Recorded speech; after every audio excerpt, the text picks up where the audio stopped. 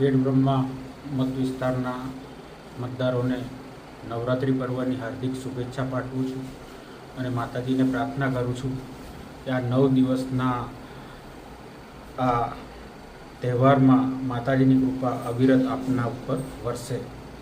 આજે નવરાત્રિના પહેલા જ દિવસે ખૂબ સારા સમાચાર આપણા વિસ્તાર માટે મળ્યા છે કે લગભગ 34 કરોડ 98 લાખના જે રસ્તાઓ 7 વર્ષ પહેલાં બન્યા હતા અને હાલમાં જે હાલત ખરાબ હતી એવા 34 કરોડ 98 લાખના રસ્તાઓને રીસર્ફેસિંગ માટે મંજૂરી મળી ગઈ છે।